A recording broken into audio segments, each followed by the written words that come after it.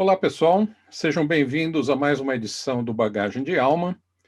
Hoje eu estou recebendo aqui meu amigo Nelson Wagner, que é engenheiro mecânico, e nós vamos conversar hoje sobre decepções, um tema aí que ninguém sabe direito o que é, né, Nelson? É uma coisa que ninguém, ninguém passa. É algo interessante, seja no mundo profissional ou pessoal, né, Roberto? Pois é, pois é. Olha, Nelson, a vida está cheia de decepções de todos os tipos. Tá? Isso é uma fonte de angústia e, às vezes, até de um sofrimento intenso para algumas pessoas. Né?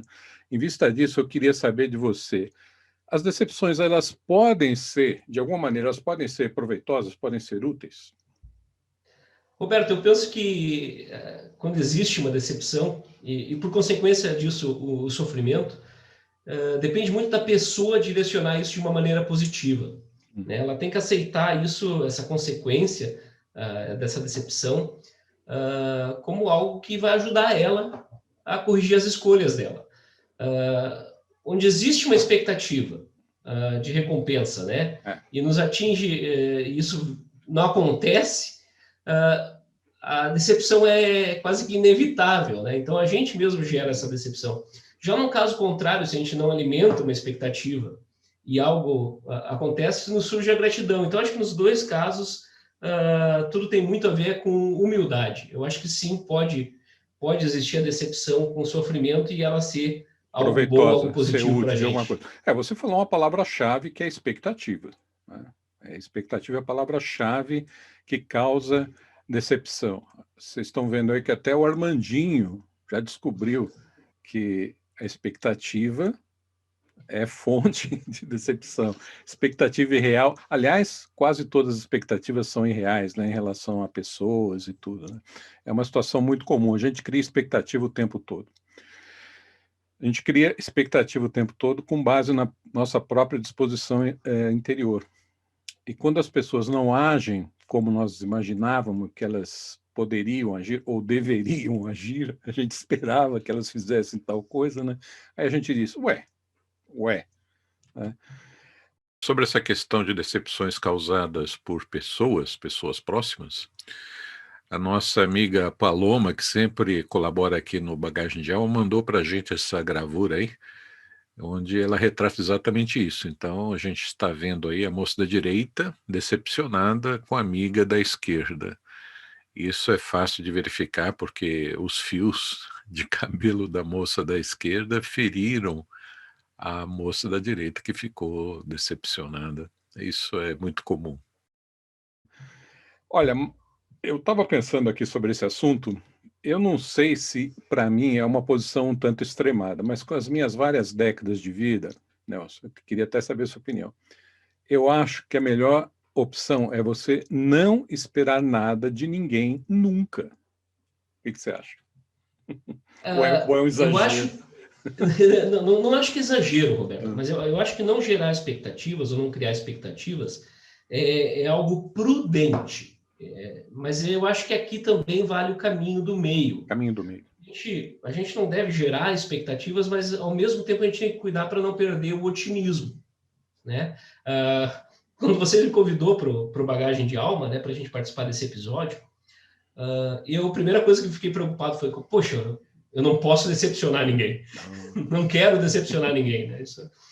Eu assisti as outras edições, foram todas muito boas, assuntos muito proveitosos, muito úteis, né? E eu queria poder dar a minha participação e ajudar também. Então eu fiquei preocupado, poxa, eu não posso decepcionar ninguém.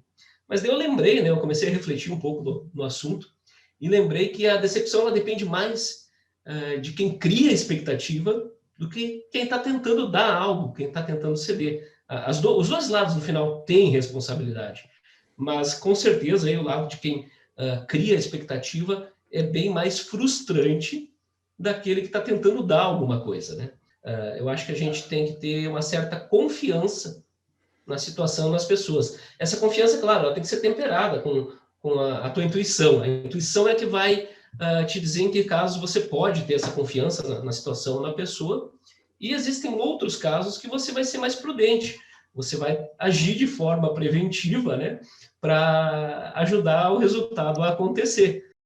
Caminho do meio, então, é assim, o mote, a palavra-chave para a gente se dar bem com expectativas e acontecimentos não realizados, né? E não ficar aí assim muito abalado com as decepções que existem mesmo, né? Você Eu acho falou de que intuição, eu acho que esse é um ponto importante, viu? Será que as pessoas sabem quando elas estão tendo uma intuição realmente, não? esse é um tópico bem mais profundo, né, Roberto? A gente se acostumou muito a conhecer, a escutar dentro da gente várias coisas, né? A gente tem aquele ego, tem o nosso eu que fala com a gente, que é proveniente do raciocínio, a gente tem sentimentos e a gente tem aquilo que a gente chama de voz do coração, né? Aquilo que vem de algo bem mais profundo, né, do nosso espírito.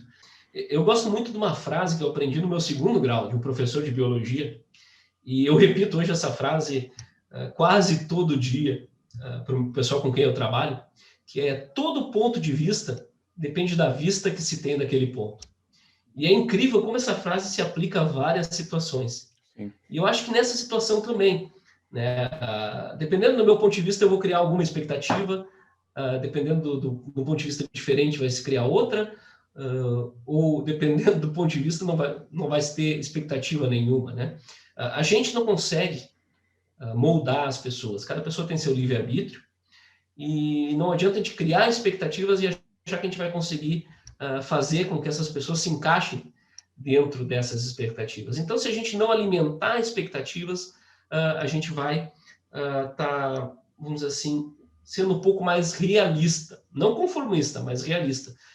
Então, por isso que eu acho que, em vez de alimentar expectativa, a gente deve alimentar a esperança. E eu digo isso porque, no meu ver, a esperança ela vem da humildade, ela vem de não só da humildade, mas de uma ação própria da gente. Ela vem de uma perseverança. E isso já é associado a um esforço. E o esforço ele traz recompensa.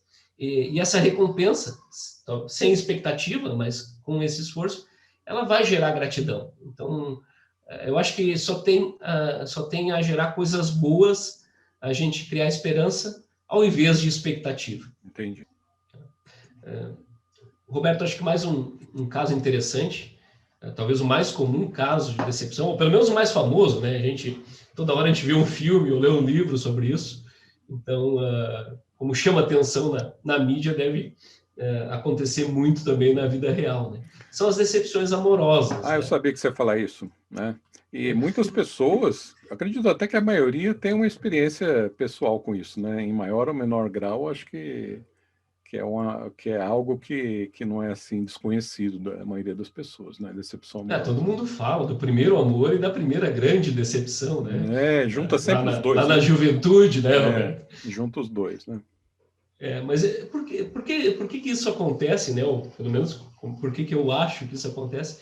É porque a gente busca aquele par ideal, né? E da palavra ideal já vem isso, a gente cria uma idealização, a gente constrói com as nossas expectativas, né? Essa fantasia do par ideal, da situação ideal, como tudo isso vai acontecer dentro daquilo que eu espero, do que eu criei de fantasia, né? Então, por isso que parece que as decepções amorosas são tão comuns e talvez tão inevitáveis. E aqui é interessante a gente entender melhor essa parte da palavra fantasia, né? A fantasia, ela é algo composto pelo sentimento, né, com a pitadinha do raciocínio, né? Então ele consegue criar, assim como num livro, né, assim como num filme, algo que envolva o sentimento, mas também tem uma história dentro da gente, né? A gente cria aquela forma, aquela situação, a gente vai aumentando aquilo com um nível de que a gente vai idealizando da coisa acontecer.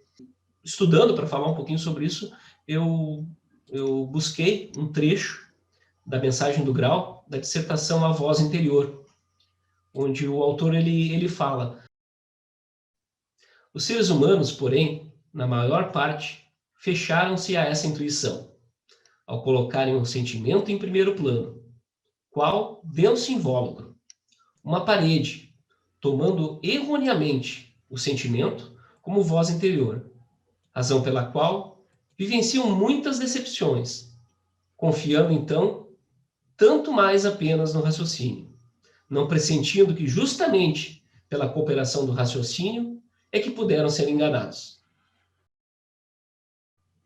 Pois é. Pois é, Nelson, você sabe, isso é muito mais comum do que parece. Mesmo para a pessoa que conhece a importância de ouvir a intuição, ela sabe que ela deve ouvir a intuição, que é a voz do espírito, ela acaba, na maior parte das vezes, sendo iludida ao tomar o sentimento como se fosse a sua intuição, né? Então, por exemplo, ela quer analisar uma determinada atitude, um determinado comportamento de um seu semelhante. Então, ela pensa naquele assunto, pensa naquela pessoa, pensa no assunto intensamente, daí brota um ou mais sentimentos a respeito, e essa pessoa, então, acha que esse sentimento que é a intuição, ela acha que está seguindo a sua intuição. E, na verdade, é só um sentimento gerado pelo raciocínio, pelos pensamentos que ela mesma colocou. A intuição brota, ela vem em imagem, né? E depois ela se molda em pensamentos. E o sentimento é o contrário. Primeiro vem os pensamentos que depois geram os sentimentos, né? Uma Então, coisa que me lembra disso, né, Roberto, um jeito fácil, talvez até mais fácil de entender essa diferença entre intuição e esse tipo de sentimento, é o quanto que isso afeta só você, né? O sentimento, ele é algo muito mais voltado só a você mesmo, você, que nem você disse, você pensa, você cria. Aquilo não contagia, ele não tem reflexo, ele não tem reciprocidade com a pessoa alvo, vamos dizer assim, do sentimento. Enquanto que algo mais profundo, como a intuição, um sentimento de amor, de verdade, algo mais profundo, ele rapidamente ele ressoa, né? Ele tem retorno com a pessoa alvo, vamos dizer assim, desse sentimento de amor e não de um sentimento só de proveniente do pensamento ou da fantasia, né? exatamente. E uma outra coisa também, se com o resultado da sua ação intuitiva, né, que você acha que seguiu a intuição, então você toma determinadas atitudes. Você causou dor, sofrimento, mágoa, tristeza, então não pode ser da intuição, né? Alguma coisa a gente errou Alguma aí, coisa né? está errada. A intuição manda tudo para cima, todo o ambiente vai para cima, né? Se você, com essa sua maneira intuitiva, você calcou uma pessoa para baixo porque você achava que você tinha que seguir sua intuição, entre aspas, então não era intuição, né? Sobre as decepções amorosas que você falou, muitas vezes acontece da pessoa imaginar aquela alma gêmea, né? É o que você falou, né? E o que acontece, viu, Nelson, é que ela imagina que a pessoa que combina com ela é aquela que tem os mesmos gostos e interesses. E, na verdade, a pessoa mais adequada, existem várias, não existe apenas uma específica, é só a gente ficar de olhos e coração aberto, é aquela que deixou evoluir as aptidões e qualidades que você deixou dormir. Essa é a pessoa que complementa. E a mesma coisa de você em relação a essa pessoa. Com isso, há um complemento mútuo, há um incentivo também mútuo, né, para que cada qual desenvolva as qualidades que deixou assim dormitando, deixou meio de lado. Tá? E uma coisa Então, interessante de notar, né, Roberto, é que quando isso acontece, quando esse encontro de duas almas que se completam, que acontece na nossa volta, a gente percebe o quanto isso traz de benefício ao redor dessas pessoas. e tem uma outra coisa que eu lembrei, viu, Nelson, em relação a decepções, de uma maneira geral, é quando a própria pessoa realimenta continuamente sua decepção. Ela sofreu uma decepção, está decepcionada, mas ela continua alimentando, e isso cresce, né? Porque ela atrai conformações análogas de pensamentos e sentimentos, então aquilo que era uma decepçãozinha vira uma coisa gigantesca, descomunal, colossal. É como se diz, né? Vai se criando a tempestade perfeita, né? Eu me lembro, mais de uma vez, o início desse processo acontecer comigo, Roberto, né? Em decepções que eu tive Uhum.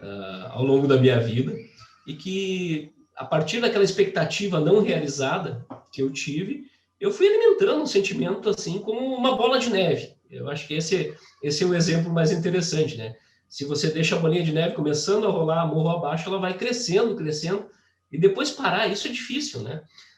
Os exemplos talvez mais vívidos que eu tenho são em relação à vida profissional, né? A gente cria expectativas, né? Então, às vezes, um trabalho bem realizado, alguma coisa que você fez, e você espera uma recompensa, espera um reconhecimento, espera algo a mais por aquele trabalho, e quando aquele reconhecimento, quando aquela recompensa ela não vem da maneira como eu idealizei, né? Não como deveria ser, daqui a pouco começa a juntar outros sentimentos, né? Uma frustração muito grande, uma insatisfação em relação à pessoa-alvo, né?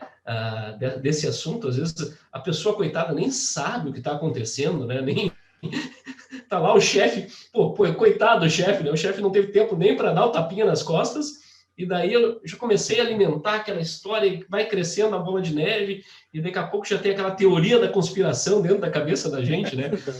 Eu acho que ele não gosta mais de mim, eu acho que eu tô com um emprego ameaçado. Ele quer já nem durmo mais, quer puxar nem durmo mais tapete, pensando, né?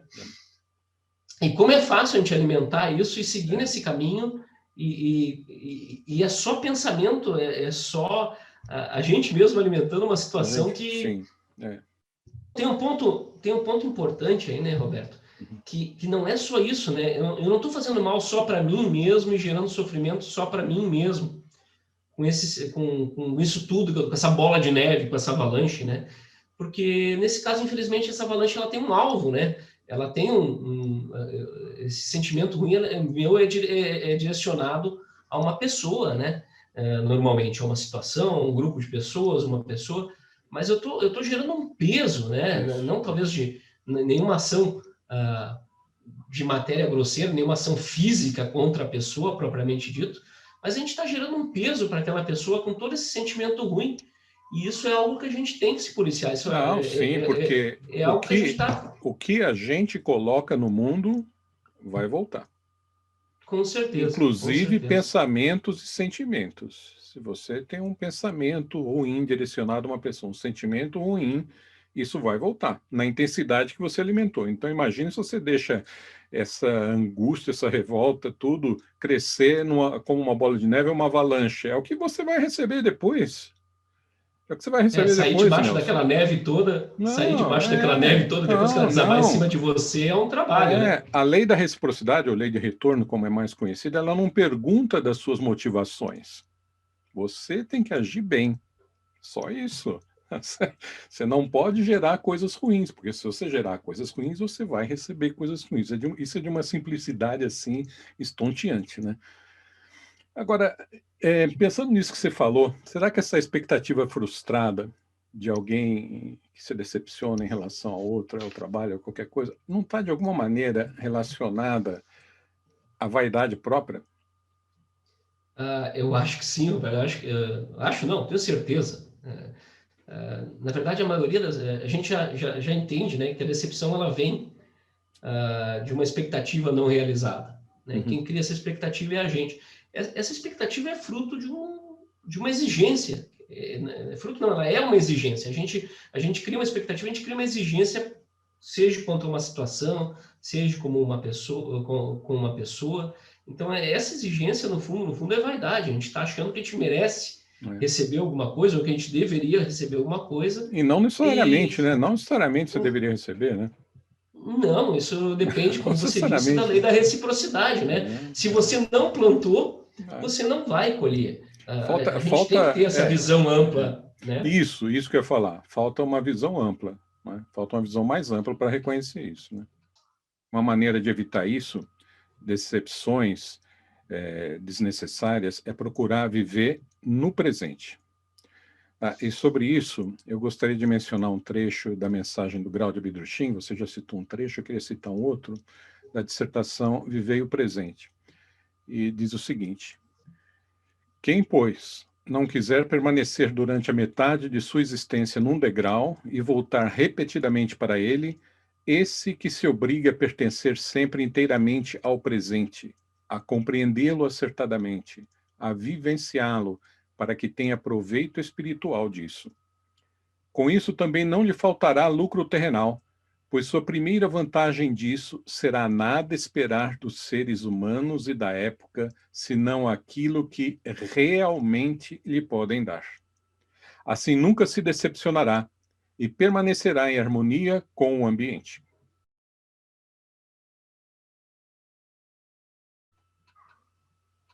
Isso é muito importante, Roberto. Eu acho que está aí o segredo de gerenciar as expectativas que a gente começou desde do início aí da nossa conversa. Uhum. E uma outra coisa também é aquela questão do descontentamento permanente, né? Eu estava lembrando disso quando a gente resolveu falar sobre esse assunto, e eu lembrei de uma curiosa situação de decepção transcendente. Isso porque no livro do Juízo Final de Rosélia Fonsaza, ela fala disso, né? Então, a pessoa que está descontente com a situação da vida, né, não tem sorte em nada, ela é um ser deserdado do destino, né? E a expectativa, né, de novo, né, sempre a mesma palavra, né, numa melhoria, ela coloca a expectativa de melhoria numa vida no além. Depois que eu passar daqui, aí vai tudo melhorar, já que aqui não melhora, né? E, na verdade, quem se sente decepcionado com a sua situação na vida atual, que ele mesmo gerou, né? Ele mesmo forneceu os fios com que o tear da criação teceu o seu destino, a sua vida atual. Então, quem se sente decepcionado não ficará melhor quando passar para o outro lado.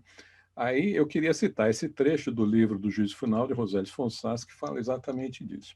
Ela diz o seguinte: quem, portanto, estiver descontente com seu destino aqui na Terra, esperando uma vida melhor no além, ficará decepcionadíssimo quando despertar no além. Pois o descontentamento, que é equivalente à ingratidão para com seu Criador, será sentido de modo muito mais angustiante no seu novo mundo do que era antes, quando ainda se encontrava no seu corpo terreno. Tá bom, meu caro Nelson. Eu acho que a gente abrangeu bons aspectos aí desse assunto. Espero não decepcionar quem esteja assistindo. Foi um grande prazer receber você aqui, né? Roberto, eu só queria deixar aqui, então, eu acho que, com base em toda a nossa conversa, né, eu acho que a gente tem que ter, acho que todos nós, né, a gente tem que saber que tudo isso é aprendizado, né? E a gente tem que, dentro desse aprendizado, seja com as nossas decepções, com as nossas expectativas, ou com o que a gente recebe, a nossa gratidão, né? A gente tem que chegar na convicção de que nada vai nos atingir, nada vai acontecer ou voltar para nós, se a gente mesmo não deu origem para elas, né? A lei do retorno. E se a gente sofre uma decepção, é porque de alguma maneira a gente plantou uma expectativa que não era realista. Isso, né? isso. Então, ou você, acho que essa é a mensagem que a gente... Isso. Exatamente. Expectativa irrealista, ou você causou aquele mesmo sofrimento numa outra pessoa, né? Então... É isso aí. Muito obrigado pelo convite, gostei muito de conversar. Fico aí atento para as próximas bagagens de alma para a gente acompanhar os assuntos interessantes que pintam por aqui. Tá bom, obrigado, Nelson. Até mais, um abraço. Abraço, Roberto. Tchau, tchau.